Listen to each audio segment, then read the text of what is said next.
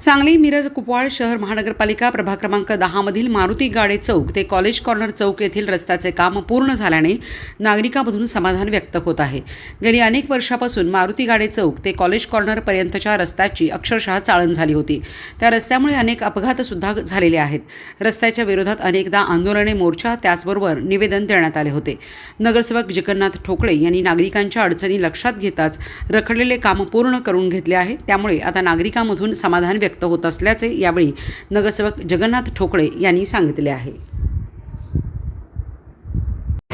Sangli ward क्रमांक 10 मधील Sangli college ते मेहता हॉस्पिटल या मार्गाच्या डांबरीकरणाचं काम आता पूर्ण झालेलं आहे।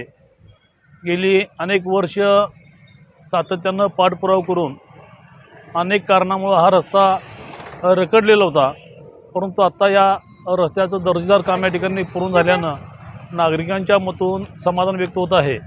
याशिवाय आम्ही निवडणुकीमध्ये लोकांना आश्वासन दिलेले होते, ते देखील आगामी काळामध्ये पूर्ण करण्यासाठी आम्ही सर्व नगरसेवक या ठिकाणी कटिबद्ध आहोत।